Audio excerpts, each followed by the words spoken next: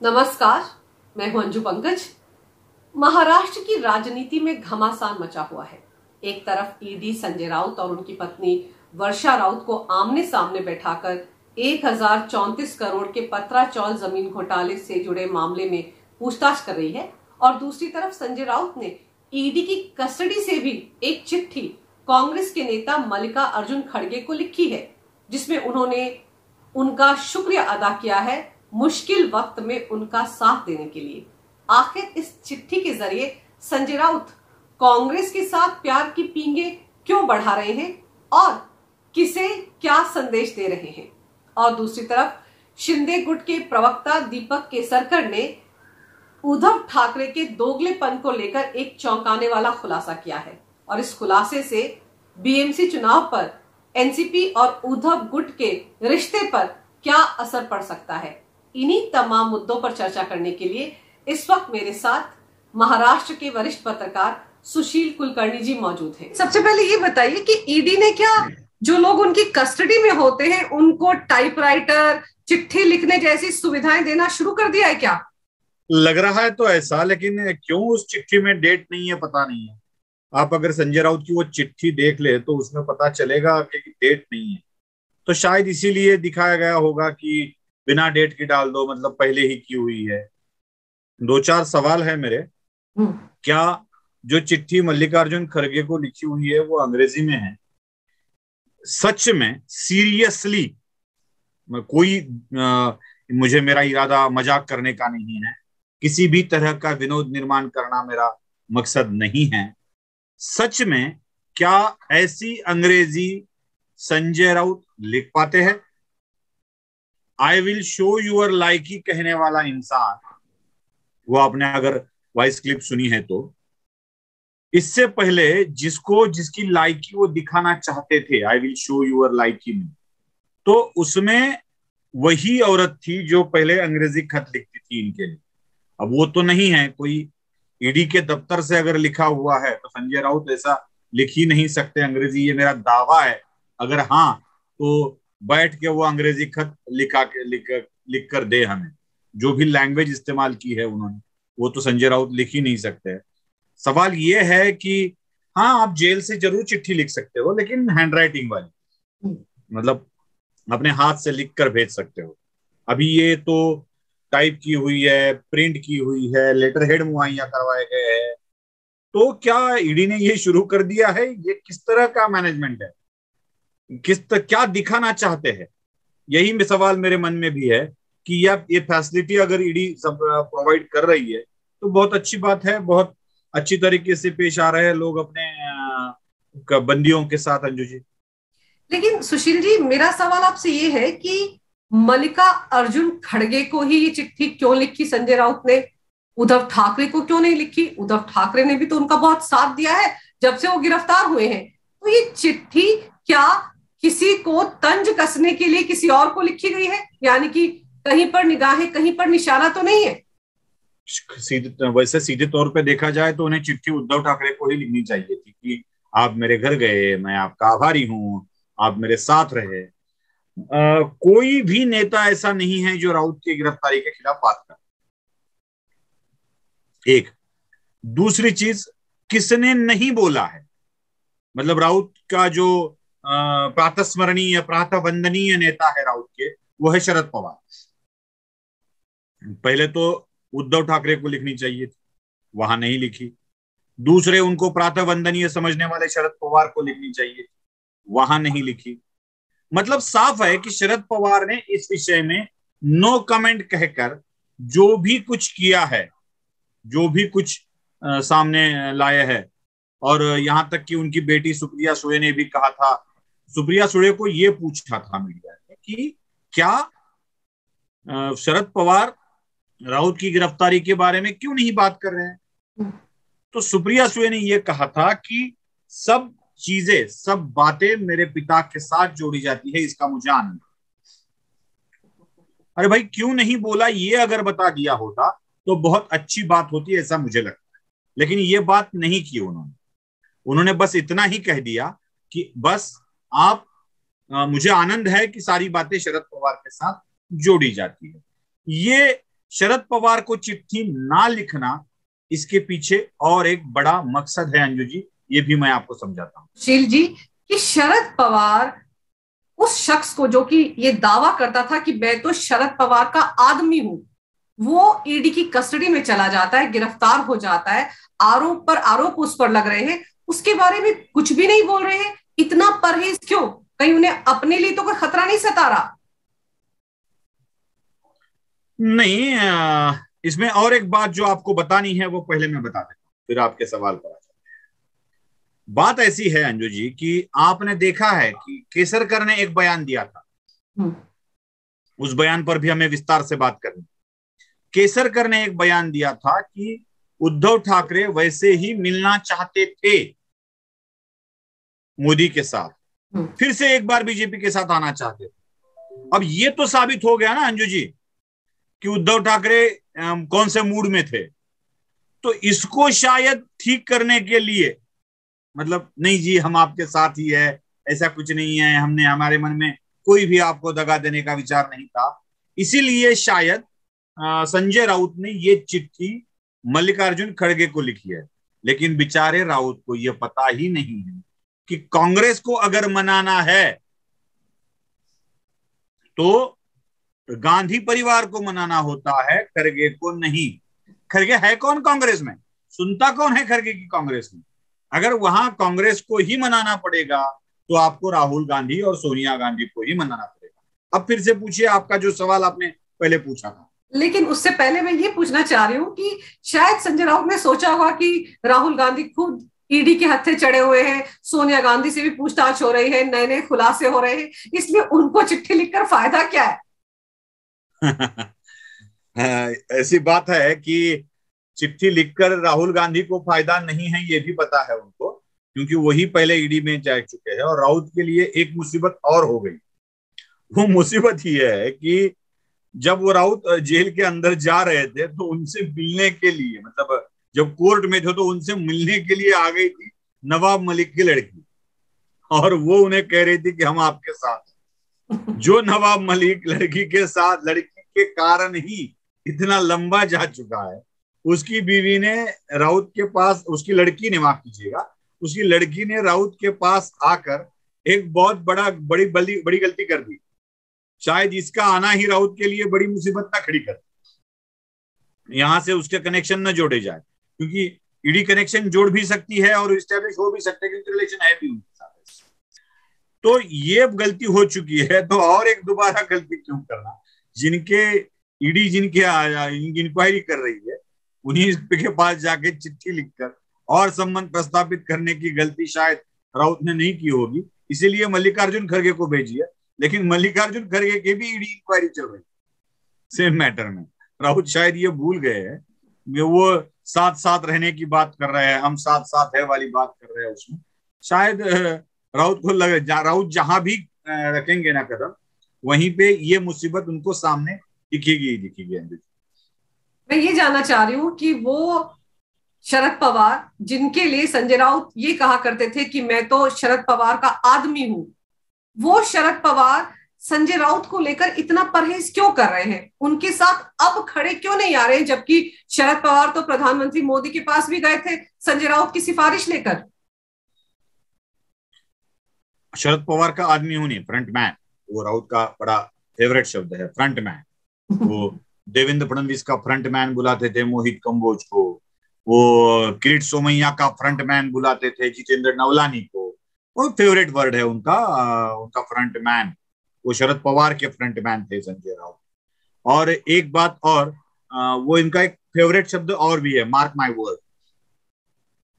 तो मैं उसी शब्दों में आपको कहूंगा, mark my word, Sharad Pawar एक ऐसी राजकीय हस्ती है जो जरूरत खत्म होने पर देखती भी नहीं है।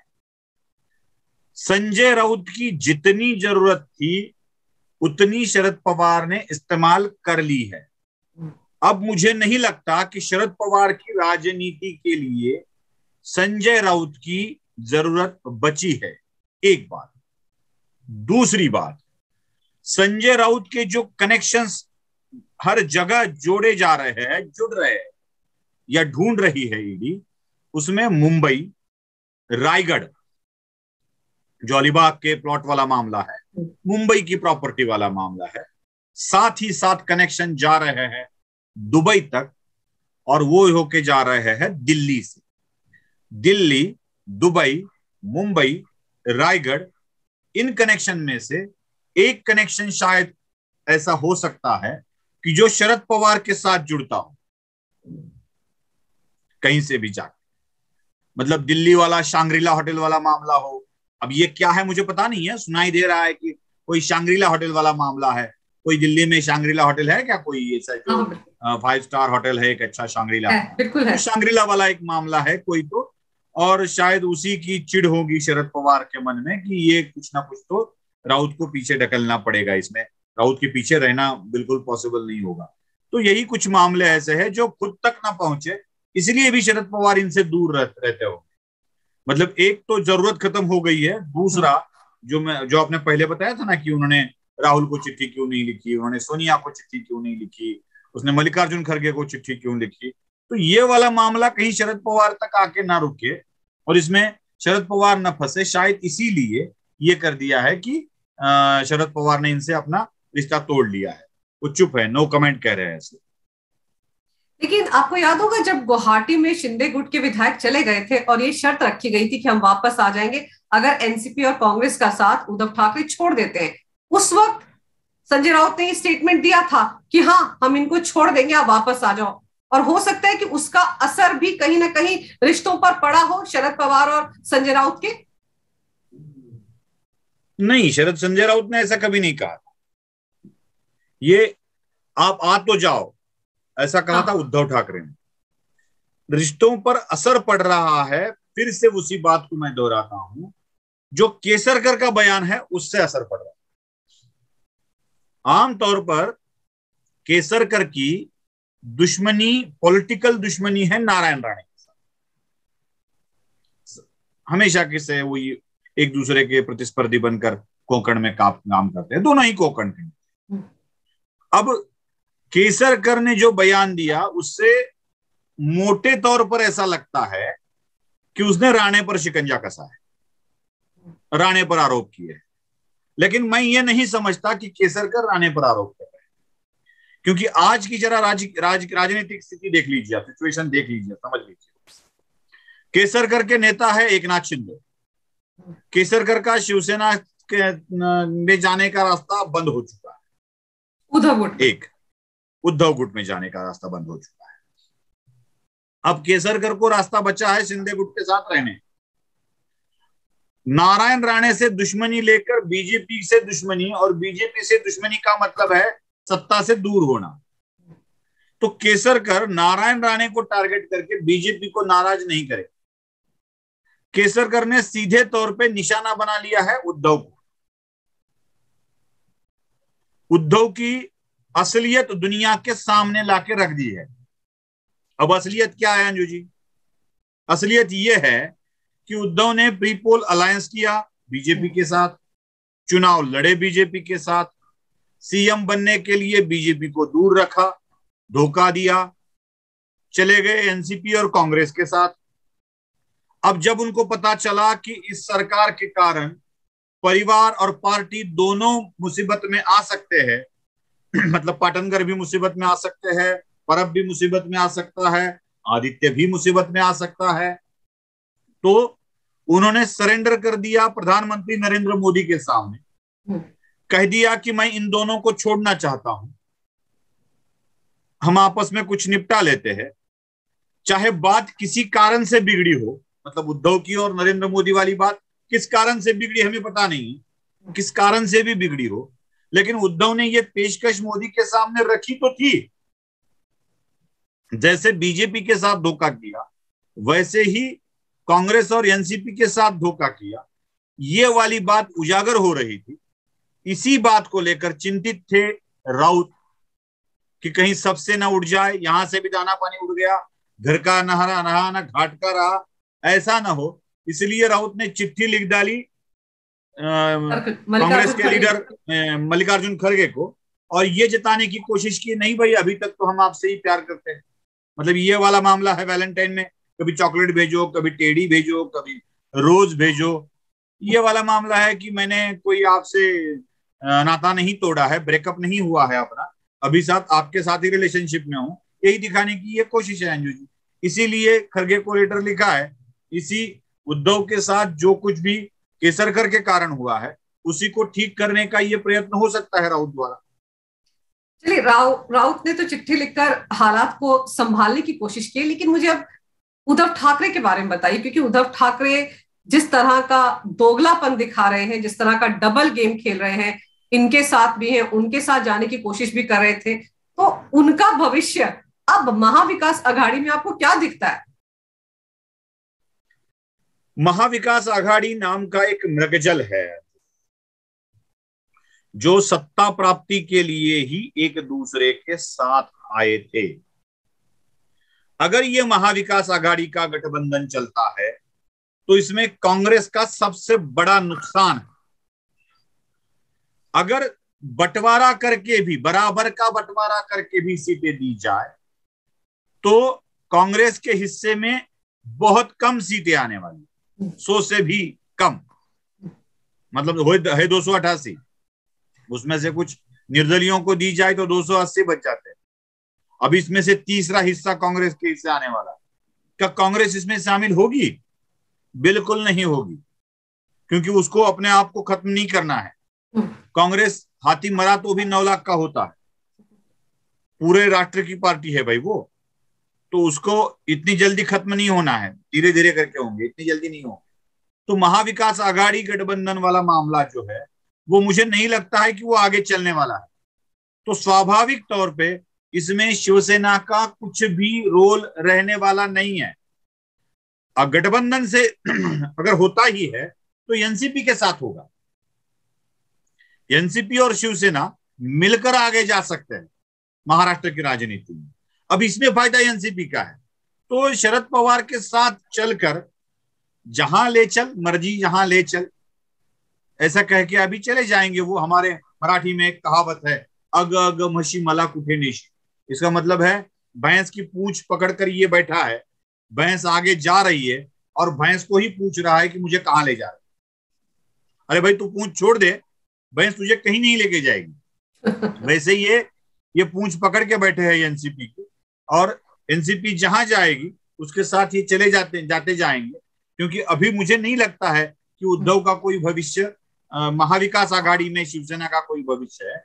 एनसीपी के साथ जाना अब उनकी मजबूरी है, या अपने गए हुए विधायकों को वापस बुलाकर, चलो अब जो हुआ भूल हुई, माफ कीजिए, ऐसा कहकर वापस बुलाकर उनके साथ ही चले जाना, एक उनके पास बच सकता है मार्ग।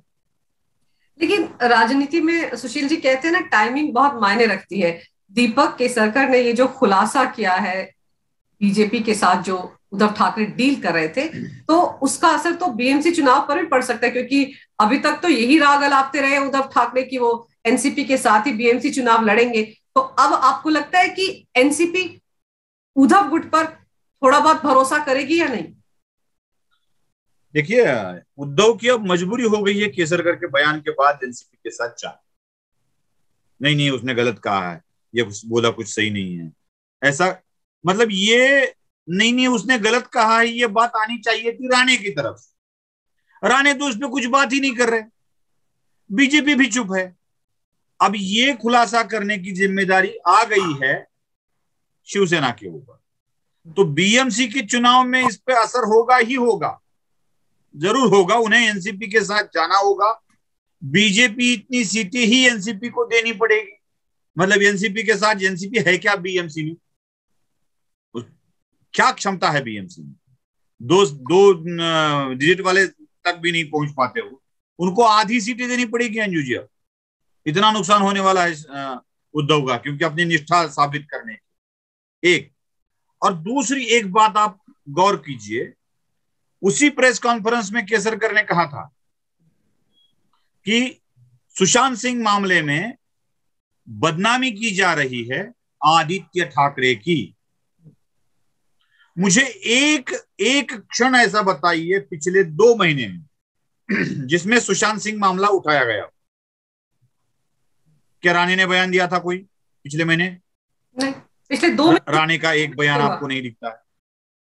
क्या कोर्ट की तरफ से कुछ हलचल हुई है? क्या पुलिस की तरफ से कुछ हलचल हुई है? क्या सुशांत सिंह के फेवर करने वाले या उसके परिवार की तरफ से कुछ हलचल हुई है? क्या जो मरी है उसके तरफ से कुछ हलचल हुई है? कुछ भी नहीं था।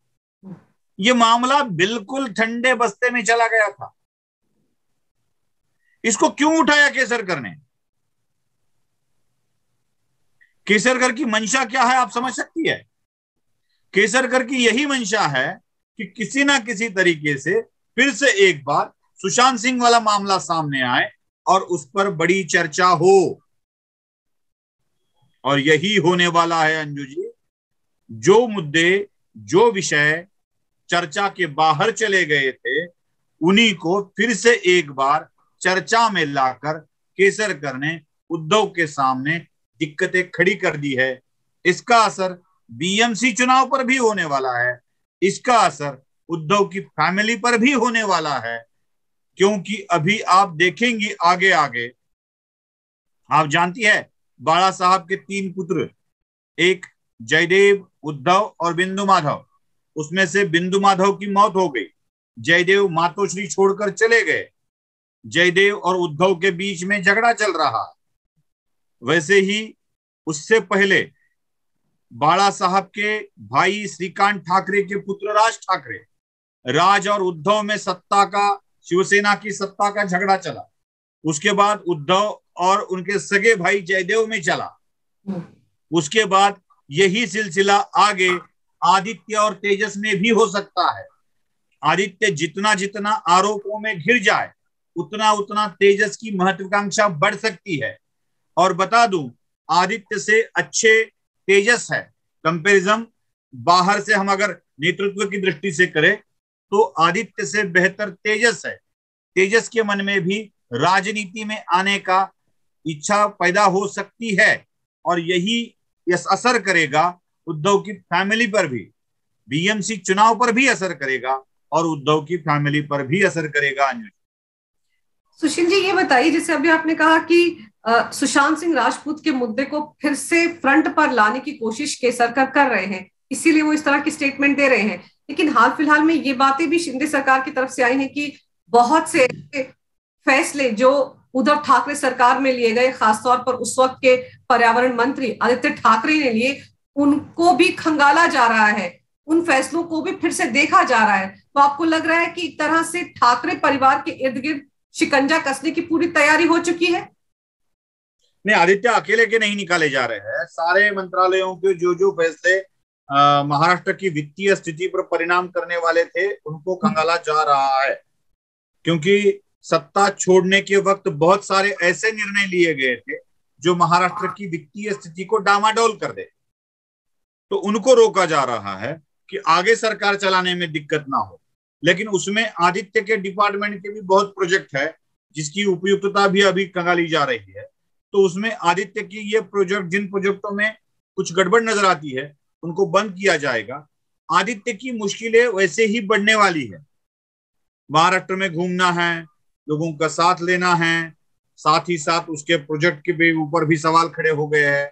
साथ ही साथ दिशा और सुशांत वाला मामला भी फिर से एक बार उठने की आशंका है। तो आदित्य की मुसीबतें वैसे ही बढ़ने ही वाली है।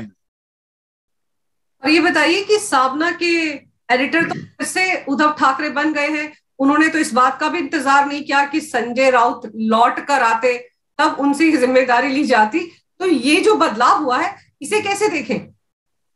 मालिक है उद्धव ठाकरे सामना, मालिक ना कि सिर्फ संपादक। प्रबोधन प्रकाशन प्राइवेट लिमिटेड चलाता है इस अखबार, और जिसके डायरेक्टर उद्धव, आदित्य, रश्मि ऐसे है, और 2 है लोग, लेकिन ये 3 है और सारा स्टेक इन्हीं के पास जाता है। मैं बता दूं कि पहले ये ट्रस्ट था, ट्रस्ट को प्राइवेट लिमिटेड कंपनी में कन्वर्ट किया, और मालिक अपने नौकर को पूछकर अपना पदग्रहण नहीं करता। वैसे सीधे तौर पे कहा जाए तो संजय राउत उद्धव ठाकरे के नौकर है, कंपनी प्राइवेट लिमिटेड है।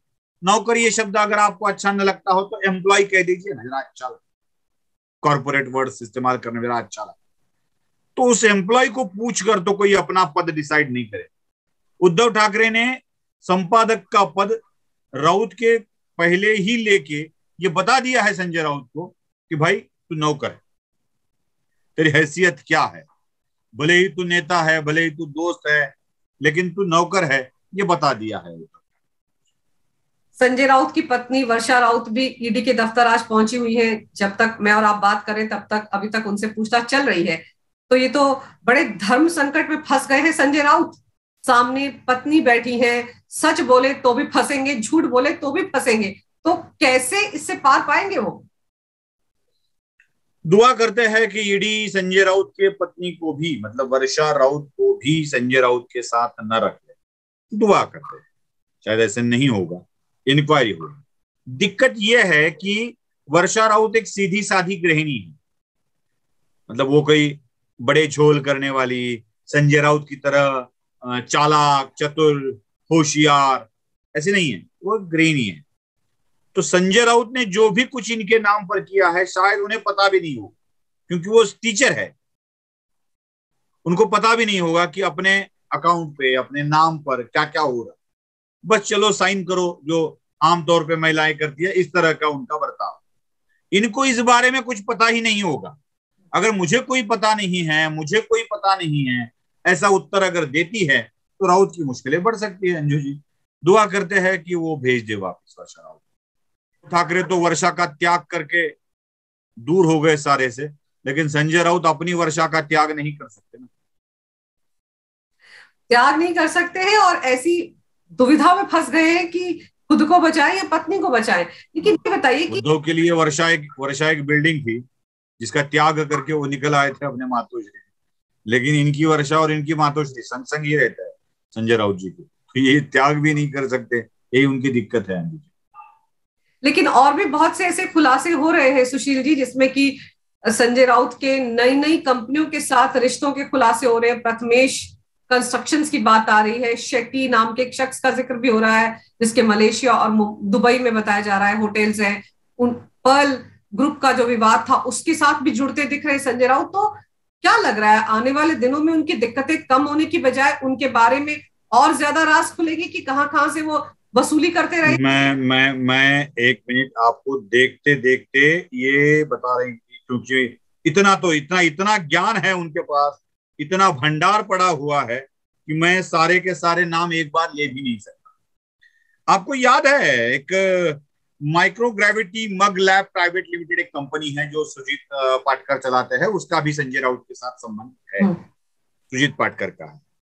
पहल mining and infrastructure private limited, एक कंपनी के डायरेक्टर है सुजीत पाटकर, ये भी कंपनी के साथ उनके रिलेशन है। मैकपाई डीएफएस प्राइवेट लिमिटेड, याद है आपको ये नाम याद आ रहा है? बिल्कुल, उनकी बेटियां जिसमें पार्टनर है, 2 बेटियां और सुजीत पाटकर। ये मैकपाई का भी रिलेशन इनके साथ है। यहां तक ही नहीं, आपको और एक नाम याद होगा, शायद अपने दर्शक भी जरा देख ले कि वो नाम याद कर ले। पहल hospital and management services private limited, याद है? याद दिलाऊंगा, यही कंपनी है जिसके ऊपर आरोप है बोगस कोविड सेंटर चलाने का, ये सुजीत पाटकर की कंपनी। इससे भी राउत के संबंध दिखाई दे रहे हैं। Magni finance trade India private limited और एक कंपनी, इसके भी संबंध है। Quest Infradel India private limited एक कंपनी है, मतलब सुजीत पाटकर 6 कंपनियों में डायरेक्टर है, इन्हीं के संबंध राउत के साथ भी है, मतलब ये 6 हो। और कि न जाने कितनी कंपनियों के साथ राउत के रिलेशंस है। यही सुजीत पाटकर है जो ठाकरे फिल्म का सीईओ भी है, मतलब ठाकरे फिल्म के निर्माण करने वाली संस्था में भी यही। स्वप्ना पाटकर ने जिस बाढ़ कड़ू चित्र पिक्चर का निर्माण किया था उसमें भी संजय राउत थे, मतलब वो मोहित कंबोज वाली ये बात याद है आपको, मेरे पैसे मुझे दे दे, कब लौटाएगा मेरे पैसे, जो हाँ। कुछ लाख रुपए दिए थे मोहित कंबोज ने, वो बाढ़ कड़ू के लिए दिए गए थे, वो संजय राउत के अकाउंट पर ही चले गए थे वो पैसे, वो फिल्म निर्माता के अकाउंट से उनके अकाउंट में चले। जहां पर भी संजय राउत है, वो 10 लाख वाली बात है ना, एक नाथ शिंदे के 10 लाख दिखा था अयोध्या दौरा, वो चिट्ठी मिली, घर में कैश मिली, वो क्या मामला है? क्या एकनाथ शिंदे ने आदित्य के अयोध्या दौरे के लिए पैसे दिए थे जो संजय राउत ने बीच में रख लिए? क्या शिवसेना ने एकनाथ शिंदे के लिए पैसे दिए थे अयोध्या दौरा करने के लिए, बीच में राउत ने रख लिए? क्या लोगों ने जमा करके राउत के पास दे दिए थे अयोध्या दौरे के लिए, वो राउत ने अपने पास रख लिया? मतलब ये मामला उसी तरह का हुआ ना, किरीट सोमैया जैसा। लोगों से चंदा तो इकट्ठा किया और घर में रख लिया, जो राउत ने आरोप लगाया था। वही आरोप राउत पर भी लग सकता है अभी कि लोगों से इकट्ठा तो किए लेकिन अयोध्या दौरे पे खर्च भी नहीं किए। ऐसे कई मामले हैं। प्रथमेश बिल्डर का भी मामला सामने आ रहा है। कोई प्रथमेश है जो बिल्डर के साथ इनकी रिलेशन है, कोई शेट्टी है अन्ना जिसके होटल है बहुत विदेशों में, उनके साथ भी संबंध प्रस्थापित हो रहे हैं। ये सारे मामले जैसे जैसे आगे बढ़ते जाएंगे वैसे वैसे राउत की दिक्कतें बढ़ती जाएगी अंजू। लेकिन अभी वर्षा राउत को ईडी ने सम्मन भेजा है, लेकिन अगर हम उनकी बेटियों की बात करें जो कि पार्टनर है सुजीत पाटकर की वाइन कंपनी में, उन पर भी थी हटा दिया थी, विवाद होने के बाद हटा दिया। तो क्या आपको विवाद होने के बाद हटा लिया, लेकिन मामला तो फिर भी उन पर चल रहा है, तो आपको लगता है कि उनको भी न्योता मिल सकता है ईडी का? ईडी का न्योता मिले, शायद इसी का इंतजार हो रहा होगा, क्योंकि उनके चाहने वाले उनकी बेटी को ही अब आगे करने का रास्ता बता सकते हैं। उसी से सहानुभूति बटोरने की कोशिश हो सकती है। शायद ईडी का न्योता मिले न मिले, लेकिन इस विषय में उनकी बेटियां आकर कुछ बयान आगे दे सकती है। यही एक सहानुभूति निर्माण करने का रास्ता हो सकता है अंजू जी। देखते हैं आगे क्या क्या होता है, क्या वो कुछ करते हैं बेटियां उनकी या नहीं, क्योंकि उनकी बेटी का अभी अभी विवाह हुआ है, अभी अभी नहीं बहता है। वो जो कलेक्टर है थाना के, उनके भी बीजेपी के नेताओं के साथ अच्छे रिलेशंस है एज अ एडमिनिस्ट्रेटिव ऑफिसर। तो उसमें कुछ इन बेटियों को लाने का मामला भी शायद सामने आ सकता है, क्योंकि वर्षा राउत के साथ आज उनकी एक बेटी भी आई थी ईडी दफ्तर के बाहर, जो संजय राउत के भाई सुनील राउत उनके साथ खड़ी थी वो वहां पर। तो आप सही कह रहे हैं, हो सकता है आने वाले दिनों में बेटियों के जरिए ही कहीं ना कहीं सहानुभूति बटोरी जाए, क्योंकि जिस तरह से आपने एक लंबी फेरिस्त गिनाई है जिन जिन कंपनियों से एक तरह से संजय राउत ने पैसे वसूले हैं, तो ऐसा लग रहा है कि ईडी के पास बहुत ज्यादा असला इस वक्त है संजय राउत के खिलाफ, और ऐसे में वो बहुत जल्द बाहर आएंगे, इसके आसार कम ही नजर आ रहे हैं। तो आपने जो विस्तार से जानकारी दी महाराष्ट्र की राजनीति से जुड़ी हुई, उसके लिए सुशील जी आपका बहुत बहुत धन्यवाद। नमस्कार।